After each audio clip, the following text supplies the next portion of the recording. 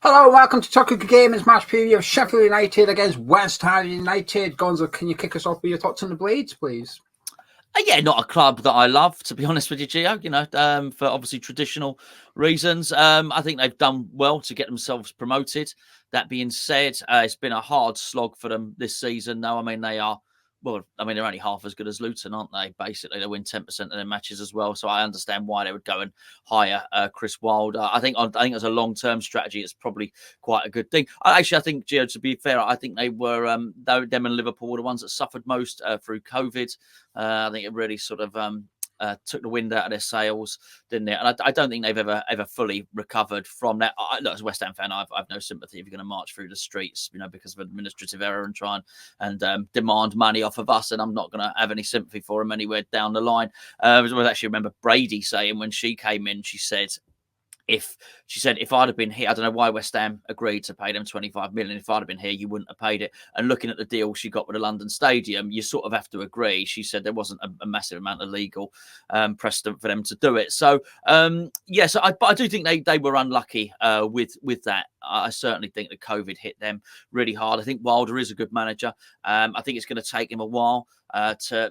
He was very innovative when he got promoted last time, wasn't he? Centre-backs doing funny things and all the rest of it. He's clearly not going to have the personnel at his disposal now that he would ideally like, and they need to start winning games. They had a massive 6-pointer, didn't they, against Luton, and come off on the wrong side of that. They're winning 10% of their games at the moment, which is not going to do you very well at never mind the Premier League, any division that's going to get you relegated. So I think they're just going to have to go down, take the money, regroup, and come back again. Very early on in the season, them and Luton looked like they were going to be cut dry. I mean, Burnley did as well, but I think, I'll be honest with you, I naively expected Burnley to sort of pick up form at some point and make a go of it. What I'm trying to say is I've been surprised at how badly Burnley have been. I don't think I've been that surprised how much Luton and Sheffield United have struggled in the league. And when you look at the clubs, and I think financial fair play, we are going to cover this in the next week or so, because there's a bit of a gap now between this game and our next game against Bournemouth, because we're out the FA Cup. Sheffield United are, they've got Brighton, but we're out the FA Cup, so we've got a bit of a period now.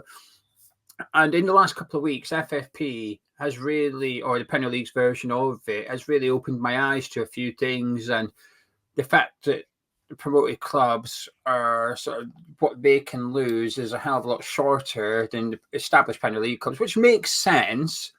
But I think it's very restrictive as well. So when a club now comes up, it's almost a case of good luck, because you have to get your summer. You have to get that summer when you're promoted. You have to get it bang on. You've got to shop wisely and quite cheap as well, actually. You can't come up splashing cash because you're not allowed to. It's almost like we talk about how the top 4, 5, 6 is a closed shop and FFP is making it a closed shop. Well, actually, I think the Premier League's making the Premier League a closed shop. And I think what we're seeing, which is Premier League, promoted sides come up and struggle, I think we're only going to see more of that as the Premier League are taking the FFP sanctions a lot more seriously now. And when I was looking at what figures Sheffield United and the likes could spend, I thought, well, how are they really supposed to be that much competitive when clubs like West Ham and Crystal Palace and Brentford can spend a hell of a lot more or lose a hell of a lot more than them because of the rolling 3 years. And it's going to be very difficult for them. But this is where I think you might see yo-yo clubs doing quite well, where you do what you've just said, which is come up, you go down, you come back up, because then in that 3-year period, suddenly you've got 2 Premier League seasons on your books, and actually you can actually start to spend up. It's a very difficult thing to navigate as well, actually, this FFP for clubs that are coming up and going down and coming up again. You're going to have to be very careful, because if you get it wrong, well, we've seen what they've done to Everton and what they might do to Nottingham Forest and Everton again, actually. So it's a difficult one. And I think life's been difficult. And I think Sheffield United got the summer transfer window wrong, regardless of FFP. I think selling their 2 best players. They brought in some talent, but it's not worked. And when I watch Sheffield United, sometimes you get that feeling. I've got it at the minute. I'm playing almost Guess Who with African nations. I've watched a few games and the teams come up. I'm like, is that who I think it is? Is that player? And I watched a game the other day. SHUWHU was left back. I forgot he played international football. So it's almost like a trip down memory lane. But when Sheffield United's team comes up before the Premier League games, I can't help but look at it going, That's not good enough. That's not good enough for the Premier League, and I think we're seeing that. It feels. Were you behind the sacking of Heckingbottom and then the reappointment of Chris Wilder? Do you think that was a wise move? Look, it depends what you want to do. If you want, it did a hell of an achievement getting them promoted, and a lot. I mean, last season, Heckingbottom, a lot of nice stuff was being said about him as well.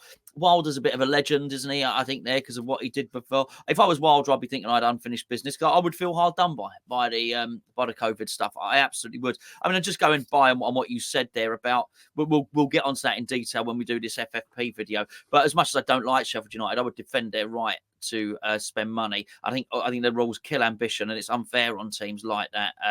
Particularly, they're probably quite solvent as well. Sheffield United. It's not that they can't spend money because they don't have the money. It's the rules stopping them spend, and I don't think that's fair. By the way, yeah, but I would also defend their right to change their manager. They've been bloody awful, irrespective of whether they're not been able to spend or whether they haven't. As you make the case, I mean, I think they spent good money on Cameron Archer.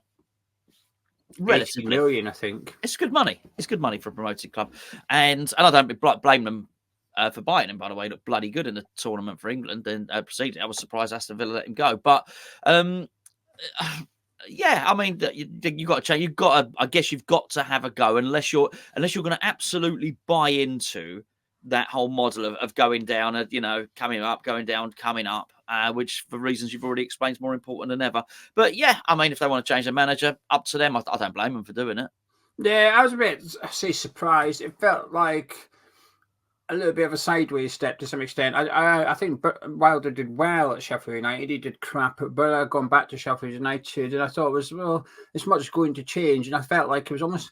It sounds wild, no pun intended there, but it sounds wild that you're saying this in the first half of the season, but it felt like it was too little, too late already at that point. You thought, well, what's he going to do? He's not going to keep them up. So I think, personally, I would have thought they'd have been better off just sticking with Heckingbottom and seeing if we could get them up again and showing loyalty that way. But I don't have to watch Sheffield United week in, week out. So it's not really my place to say. It's up to them in those fan bases and as to whether they're happy or not.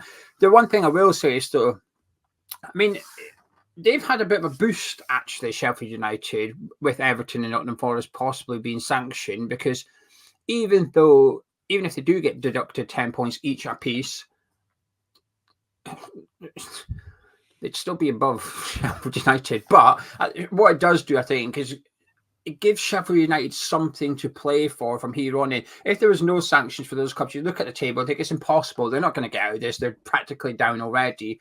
But I think they've got to go against us and going forward, assuming that Everton are going to get another 10-point deduction and Nottingham Forest are going to get a 10-point deduction. Hope that is the case and they do get dragged in. Because the last thing they want is to almost accept that they're going down. The results reflect that, and then that sanctions happen. And it's suddenly, oh, hang on a minute. Had we upped our game for a few weeks, we might be in with a chance of survival. So there is possibly something to play for. But seems a little bit unlikely. Would you suggest that relegation's a foregone conclusion regardless of points deduction? Yeah, but I also think it's bad. I think it's bad for the league. But let's say we'll discuss that. I don't like it. I don't like the fact that these promoted clubs don't get a chance and they're cut adrift, and it's bad. I mean, I like to get it to the end. If what we're saying is to make the relegation situation competitive, then we're going to have to start deducting teams' points. That reflects badly on the league. It really does, and it doesn't make it interesting. It's uncompetitive, and sport, by its very nature, has to be competitive. I ain't interested. Be it the world champion boxer against the journeyman boxer, be it Sebastian Vettel against somebody that's driving round in a bloody Renault Clio. I'm not interested. Do you know what I mean? I don't want to know the outcome of a sport before the start, and I don't like it. And I don't like it at the top. And I don't like it at the bottom either. So, but yeah, they got no chance. They're getting relegated. Players you admire from Sheffield United? Not many. I liked Burge, but they sold him. And I thought Archer played.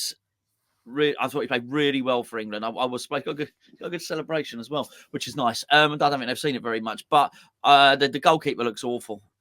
My word. I mean, it's terrible. But I don't watch him much. For obvious reasons. So yeah, they don't have Premier League players. So what chance have they got?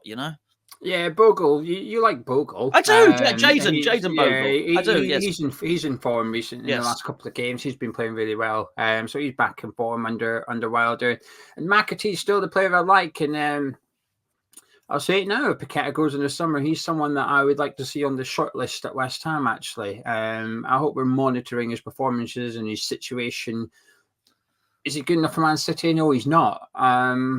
Is he good enough for the Premier League? Yes, he is. So there you go. There's a player that could be available in the summer, and I hope that's something we're monitoring in case Paqueta does, funny enough, goes to Man City himself. But I think he's been very impressive for Sheffield United, and I think under Wilder they've improved. Their results perhaps haven't improved. Like you said, they got beat by Luton, but I think the performances are getting better, and not good from a West Ham perspective. No. But in terms of players, there's only a handful that stand out for myself. Right then, we're going to talk about West Ham now. We're going to start with team news. It's a bit of a lengthy one, actually. Anyway, Mohamed Kudus is obviously away at African Nations in a minute. Scored a couple of goals last night. One of them an absolute banger as well. Nathan Gerrard is also at African Nations with Morocco. Mikel Antonio is still out for a few weeks. Lucas Paqueta, while he's been posting promising videos on his own social media, he's still out for this game. Saïd Benrahma starts his 3-game suspension. It's unlikely we'll see him in a West Ham shirt ever again, but it might have sanctioned his move away from the club. But we've got no Saïd Benrahma. We're unsure about Jarrod Bowen. We're unsure about Pablo Fornals and Edson Alvarez. Fornals and Edson Alvarez were due to be included against Bristol City, but both pulled out at the last minute. And Jarrod Bowen, while we expected him to be out for this game, there was a lot of reports earlier in the week that he could actually be back for it, and that injury isn't anywhere near as bad. So I think what we do, Gonzo, for the sake of the preview, I think we assume we've got Fornals and Alvarez. Okay. And we don't have Jarrod Bowen. Okay. Because if Bowen was available, we'd both put him in. Yeah. So we could discuss what we do if Bowen's available towards the end. But what we'll do when we do our 11, we'd like to see you've got Fornals and Alvarez, but you do not have Jarrod Bowen. And just as a reminder for anybody that's new to the preview, first of all, where have you been? Please do subscribe to Hammers Chat and drop a like on the video if you're enjoying it. The 11 you're way to hear is what we would like to see, not what we think David Moyes is going to do. That's a different 11 altogether. Anyway, in goal, Gonzo, whom would you like to see have the gloves? Areola, I guess. Yeah, no reason why not for Areola to be in there. You same for yourself? Yes, it has to be. Fabianski, whilst he was a bit slow in the 2 games against Bristol City, I think the first Conway goal in the stadium, he was a bit slow off his, or I say slow off his line, didn't come off his line. That was a problem. I don't really blame him for the goal he conceded. He's done okay, but I think Areola has also been doing really well. I think both keepers are having a really good season, actually. But Areola for me for this one. Now, Moyes played a back 3 against Bristol City, which may give you an indication of what he's planning on doing without his attacking players. But what would you like to see? Well, I think bearing in mind how Mavropanos and Cresswell played, I don't think I don't want to see that composition of a back 3 again. Thank you very much. Unless there's anyone else that can suddenly be used, I don't think so. That bloody didn't work, did it? And as I say, I listened to your review afterwards, and I mean we're slightly different on it, but we both seem to be reasonably well aligned that that it was like a winger I just thought Emerson was a fullback, and then so it was just like an extra. It wasn't like wing backs; it was just an extra central defender. Yeah, it's weird. I don't know what's bloody going on there. I don't want to see all that again. Thank you very much. There's certainly a number of players that need to be punished after that performance. Both performances against Bristol City. Now, ordinarily, I would be dropping Vladimir Coufal like a stone for this game. I really would. You wouldn't convince me otherwise. At the moment, Ben Johnson is a better right back than Vladimir Coufal, and that's who I'd be playing them. But we're going to need Ben Johnson at left back for this. So I'm going with Vladimir Coufal. We're going to go. I'm going to give him a chance here, Mavropanos. Give him a chance. It was a bad day at the office, and it was one mistake made him nervous. All right, so I'm going to put him in. I'm going to put him alongside Zuma, and Ben Johnson's going at left back. Well, a little spoiler as to what Gonzo wants to see further up the pitch. I do not want to see that, though. So my back 4 is Emerson at left back, Zuma partnering Mavropanos. Like you said, on another day, or what you just hinted at there, which is Mavropanos had a shocker against Bristol City. But it's literally Zuma plus one of Mavropanos or Bongana. And while Bongana's had a couple of good games, I'm not I'm far from convinced, but also I've seen Ogbonna and Zuma next to each other, and that was scary. And I don't want to see that combination. So I would also go Mavropanos and Zuma, and I would go Ben Johnson at right back for the reasons you've alluded to. I think SHUWHU's been poor for the last couple of games, and I think Ben he's done all right for a few games now. Now there's nothing. He's not been man of match or anything. Well, I mean, he practically was against Bristol City, but the bar was low. It was who tried me, Gaffer, man of match. Well done. But Ben he's done all right for a few games now. And in the last couple of games, we've seen a lot of players go hiding, a lot of players, nothing brave coming out of them. But I actually thought Ben Johnson had a go when he came on. He was trying to take players on. He was trying to make things happen. And the worst thing is, after Bristol City, the two players I thought was most likely to do something was bloody Emerson and Ben Johnson. I thought, that can't be right. What a reserve right back and our left back is the two most attacking players on our team. But that's how I felt. Yeah, exactly. I think Ben Johnson's earned a crack. I think he's earned a shot at it. We've obviously got a bit of uncertainty over his contract situation, but you can't use that as an excuse not to play him when you can, when SHUWHU's in good form, but he's not at the minute. He might just be tired. He usually rolls his sleeves up and gets stuck in games against Bristol City, but 2 games against Bristol City, I actually thought he looked quite timid, which isn't really like him. So for that reason, in comes Ben Johnson. Now moving into midfield, I mean, there's very little options from here on in, and there's not much to pick from, but what would you like to see in the middle? Oh, well, I glimpsed the future. I haven't glimpsed the future. I've glimpsed a solution. My goodness, I'm missing Lanzini in the last in January. I really am. There's no doubt about that at all. We are struggling to create. I mean, really, there is zero creativity in the team, and I'm struggling to disguise my disgust at it. I'm actually borderline angry about it, and I don't normally get overly het up about it. Do you know how bad it was? I was watching Ghana, Egypt, and not only was I upset about Kudus, I got to the point where I thought, I think I'd take Andre Ayew back. I'm not joking. It's not that bad yet, but he was there on the bench. He was very. The camera kept going to him, and he was cheering his teammates on Andre Ayew. But yes, carry on. Sorry. Yeah, but you look almost funny enough. You say that. You look at Crystal Palace. They've got a wealth of attacking talent compared to us, and that's old Roy Hodgson there. Good old Roy. He's honestly he's looking like Pep at the moment compared to us. So I'm not even sure. I haven't thought it through thoroughly. So you'll have to. We're winging it a bit here. So I'm going with a midfield 3. I haven't worked out how the rest of the team's working out. And I'm not even sure I can count to 11. But I think this is how Moyes picks his team sometimes. Probably yes. Mine will still be better. I think that's what he did against Bristol City. Oh, we'll just stick Caswell in. Yeah. I'm going with Alvarez, with James Ward-Prowse, and Emerson in the middle. I glimpsed it on 2 occasions. He moved into the middle, and I thought he was brilliant. I thought he could take on one we were missing. He could take on a man, and he could play a pass. There's nobody else available in the squad that can do that. Nobody, unless you want to say maybe George Earthy could cut, but it's not going to happen. So there's no point even saying it. We're not going to see him. This is the team you want to see, not what Moyes is going to do. You can have Earthy if you want. I could. No, I want to see Emerson. Because it's about. Look, listen. Bristol City exposed 2 things. Not those 2 things. Disgusting. Bristol City exposed 2 things about West Ham: our lack of fight, our lack of bottle. So I tell you what, areola. Actually, 2 areolas. Bristol's. He exposed our lack of fight. Right, that's what he did. And Wilder will be having some of that. He'll be thinking, hello, right, we're going to get at these. And if we thought that Bristol City came and kicked us, you wait until you see what Sheffield United do, by the way. And we expose we have no attack whatsoever. So with that in mind, I would not put Earthy in there. I'm not putting him in there to get kicked by Sheffield United. And I don't blame Sheffield United for doing that. Let me just say that now. Whilst I might have said some mean things about them at the start, I would not blame them for coming and kicking the hell out of us. I think exactly what they should do. It'd be a dereliction of duty if they've sent scouts out to see Bristol City. So those are my 3 in the middle. I when you first said it, I thought you were off your head. But the worst thing is, I can hardly argue against it because we've got such slim pickings at the minute. I'd almost rather him try something and it would not work than try the same thing and it probably also doesn't work. I'd rather see the former there, which is nice to see him do something that isn't a back three that involves Annan Cresswell. Not for me. I think Emerson looked good on Tuesday, and he was popping up in the middle on a couple of occasions. But the game plan was out the window completely from the start, and B, it was against a championship midfield. Why else?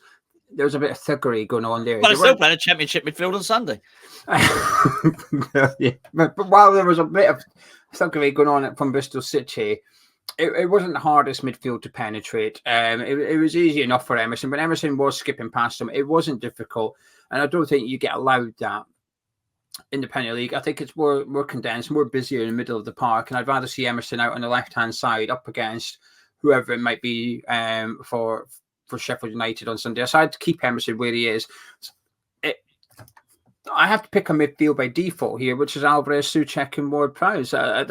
There's nobody. I've got no other options really. I think I'm okay with that three as long as Alvarez plays. It's when you take Alvarez out, we've got no substitute. But this is why I'd really like us to sign Calvin Phillips, because it solves that problem if Alvarez isn't there. So yeah, that's the midfield three for me. So we've got 3 players remaining. And we've got the same players available to choose from, unless you're going to be playing Thomas Souček as a false 9. What are you going for up front? I think I'll definitely go in with Cornet on the left. Do you want to know who you've got to pick from? I know I've got to pick from. Fornals, I got Cornet, Fornals, Ings. Yeah, no, Ings is not playing. I've had enough. Ings is not playing. Souček's not playing. I'll put Cornet in because I do. Listen, the trouble is when things are so crap, you're looking for a glimmer, and you've seen it, a glimmer. How long did I see Emerson in midfield for? 3 minutes. Under normal circumstances, that is no basis to make any sort of judgment. But it's so crap that all I've got is that 3 minutes. The other little glimmer that I've got, no big evidence. I thought as the game went on, Cornet got a little bit better. Now, if you can get a little bit better again, what I give, I can't remember what I gave him in my play ratings. 5 out of 10, 6 out of 10. He didn't get a good mark. But if you get a little bit better again, or we can get a 6 or a 7 out of 10 out of him, then that will be something. Okay, so that's the left sorted. I've got to tell you, I want to see Callum Marshall. I want to see more. I don't want to see Danny Ings. I've had it. I'm done. It's just what happens on the right. I might play Fornals there. I don't know why we got rid of Kadua. This is a stupid move because he would have been in for this game. He absolutely would have been in. I'm going to go Fornals on the right against my better judgment, I think. But what can you do? What can you do? There you go. What are you choosing? Well, where's my tinfoil hat? Because I'm ready for some criticism for this, but I'm going for it, right? I agree with Cornet. I found Cornet split a lot of opinions post-Tuesday. Some people felt he was all right, and some people thought he was atrocious and needs to leave. I'm on the all right. I thought he was okay. I don't think he was good. I thought he tried hard, and I think you saw a player that hadn't had much match practice up till that point, but was working hard. And it was, like I said, it's a very low barometer. Who tried? But that's where we were at, because there wasn't, not half the team didn't even meet that barometer. But I thought Cornet was trying to do something. That cross for Thomas Souček was fantastic. Yeah. I really liked it. I thought, oh, there you go, on the money. That one, that Jarrod Bowen would have scored that, and I thought, here you go, that's your service there. You've got someone that can provide. I've seen more from Cornet than with that cross, and I've seen in a long time from Fornals or Benrahma in regards to creating an opportunity in open play. I liked it. So Cornet stays in for me because we might have a player we can use for the remainder of the season. Ultimately, if you put Fornals in, he plays well, good. But once Bowen, Paqueta, Antonio, and Kudus are back, he's sort of fifth choice attacker. Whereas Cornet, he still starts there, but he could actually, he might start coming off. He could be player number 13 in the team, which is a massive improvement from being the player who didn't even get in the squad when everybody was fully fit. So give Cornet a really good opportunity. And I would go Marshall and Mubama. Okay. I thought Marshall looked okay against Bristol City. It's still, there's a lot to come. It's a big step up. And Sheffield United is going to be a huge step up from Bristol City. And Mubama looks... I'm just convinced it's because of lack of under-21s football. He's got no confidence, no momentum. He's doing training, sitting on the bench, There's no game time for him. He's had bits and pieces off the bench. He got a decent run out against Bristol City at London Stadium. Didn't look great. Came on for 10 minutes against Bristol City on Tuesday. Didn't look great. I thought he overhit an easy pass. But there's no form there. And I spoke to Anton Ferdinand about it, saying, does this actually impact you? He said, yeah, absolutely. He said, I needed my reserve team football. When I was on the bench and not playing for West Ham, I relied on reserve team football so that when I got called on, I was ready to go. Mbama and Marshall have a partnership. They have an understanding. I thought you could see that on Tuesday. When one got the ball, the other one was moving. And I saw Mbama move more when Marshall picked it up than I had done prior to that. I liked it. It didn't quite work. But I thought there was something promising there between them. They've got an understanding. They've got the partnership. Either of them can play up front and either of them can go over on that right-hand side. They were very fluid last season, them two and Kadua. Those are the three. Yep. Earthy was central. Sometimes he would be like a false nine as the other one went back to cover for him, but he stayed central. But the other three would often be on the right, on the left, down the middle, whatever. I like it. So bringing Mbama into the team, I think he has struggled. So instead of bringing just Mbama in, let's bring in a partnership. So he's got someone that's on his wavelength. And also Callum Marshall is banging form. Not for this first team, obviously. What was it, 19 goals in 16 games or something for the under 20s? You cannot ignore that. So he's coming in, he's in form. Against Wickham, he struggled against a physical defence, but he got half a chance. Bang, the shot was away straight away. It was an easy save from the keeper, but he took it. Danny Ings got half a chance against Bristol City, hesitated, took it on his left. I still don't even know if it was a shot or a cross today, but it was easily dealt with. That was a striker with nothing behind him. He hesitated. Cornet hesitated. Nothing, not like that for Marshall against Wickham. Bang, he took his shot. And we're going to have to be ruthless on Sunday because we're not going to get much chances and we're going to struggle to create chances regardless of what our attack looks like unless Bowen's available. So I think having an informed player up there gives you a bit of a chance, I think. No, the answer is no. How can you be confident? How can you be confident? If we see that team like we saw, we lose. You can never say 100%. It's sport. We lose. There you go. Do you think we'll see that team, though? Highly likely. Highly likely. Or a version of it. Not changed enough. I don't believe that you say tin hat on, it was something. All right. I don't think you're crazy for saying that. You heard my Emerson idea. You said, oh, I'd like to argue it, but I can't. Glad you said that. It made my idea seem less silly. Yeah, well, there you go.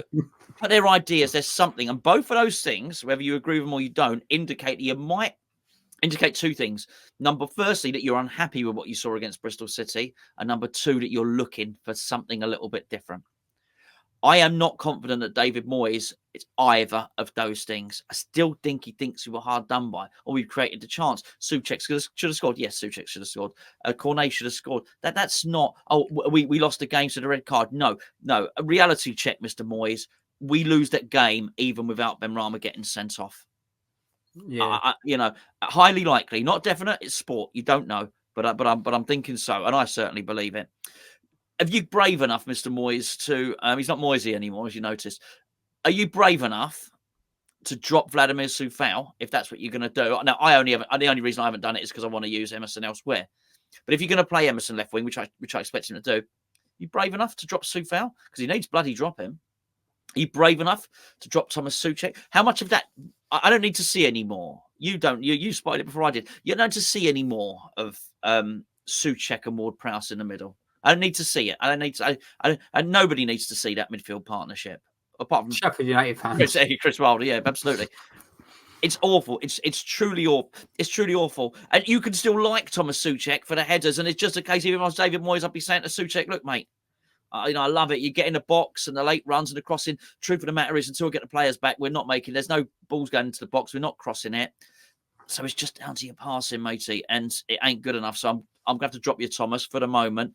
Get through this little sticky patch. When the team's back in form and confident again, we'll bring you back in." But he's not going to do that. There's tough decisions need to be made with that team, and he's not going to do them. And the answers to those tough questions are going to be something like we've suggested. Not that it's going to be players needing switching positions, a change of tactics, or using some young players. Those are the only answers. I suspect not. I think we're going to see more of the same, and that's what I think, Gio. Really, you say tough decisions in regards to Danny Ings. I don't even think it's a tough decision. I think it's an easy. I agree with in regards to Souček. It's a very tough one for him. But in regards to Ings, I think it's an easy answer, which is actually, I think he'll get more questions from West Ham fans, not the mainstream media, but from West Ham fans, he'll get more questions for starting Danny Ings compared to starting either Mubama or Marshall up front. Because I think most West Ham fans go, I get that. Whereas if he starts things and it don't work out, we're all going to be sat here going, well, what did you expect from this game? What were you expecting was suddenly going to start working? We struggled to get Danny Ings against Bristol City, completed 7 passes. How involved do you think he's going to be against Sheffield United with pretty much, bar Edson Alvarez, pretty much the same team behind him? Nothing else is going to change, bar Alvarez coming in, which is a good player to have for protecting the defence. And while Alvarez has had his moments and done a couple of good assists and involved in the final third, it's few and far between. We can't suddenly start hoping Edson Alvarez is going to be our creative player at Bramall Lane on Sunday, because if that's what we've got to, then something's gone seriously wrong. Now, it has in terms of injuries, but this is why he's a manager, to come up with solutions. And I think his solution might be keep a clean sheet and try and nick it. I think that will be his answer. I wouldn't be surprised if we keep 3 at the back with either Alvarez going in there or Alvarez sitting in front and trying, just doing everything to keep a clean sheet, because he'll be looking at Sheffield United thinking, this is one of the sides I can keep a clean sheet against, regardless of personnel. I can set up tactically with my players and we should keep them out. That worries me. I think it's a dangerous tactic. If it works, great. But as soon as it stops working, if Sheffield United score, then you're bang in trouble. I just think it's a potential risky one. Now, before I ask Gonzo for his final thoughts and his all-important score prediction, this should be interesting. Speaking of tough decisions and easy ones, we've got an easy one for you. Head over to patreon.com, because you can get a free trial of our Patreon as a mild addict. You get 7 days completely free. Now, warning, it does ask for your details and automatically subscribes you after the trial, so you have to cancel yourself if you wish to, but hopefully you enjoy all the additional content over there and you decide to stick around. We've got no brand deals at the minute, so if you fancy supporting Hammers Chat, go to patreon.com/Hammers Chat from £3.60 per month. Additional videos, entry into giveaways. You can enter into our prediction competition, which we run for every single game, with a signed shirt up for grabs for the addicts, as well as online store discount. Lots of benefits. All the details are below. Thank you to anybody who does go ahead over there, and thank you to every single patron we've currently got or currently had in the past, because it makes this possible. Gonzo, any final words and your all-important score prediction, please?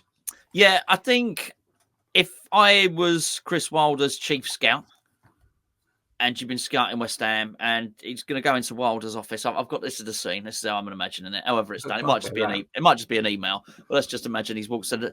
Chris Wilder's in his office, all Heckingbottom stuff still, all littered in boxes. Dartboard on the wall. Exactly. nice little Sean. You know, like he's got Charlie's got the cut out. Danny DeVito. He's got a little Sean Bean cut out in the corner. Anyway, so the scout comes in.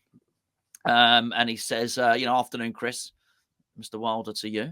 Afternoon, Mr. Wilder. What you got for me? What you got with the scout report? What do I sound like? Right, I'll tell you what. Terrible in defence. Terrible. Right back's useless. Centre back's a nervous wreck. The other centre back's broken. Left back's all right, but he's probably not going to stay there. He might bugger off into central midfield. Their central midfield can't pass the ball. They're timid. Chris, sorry, Mr. Wilder. They're timid. They're weak. We can bully them. We can get them off there. I think we can really go for it as well, because they're not really capable of scoring a goal, and they don't really have an attack. And I think if I was Chris Wilder, I'd be saying thank you very much to the scout. Be looking at it, thinking, okay, let's go for this. We're at home. We can beat this team. Draw level on points with Burnley, and I just would not blame him for doing that.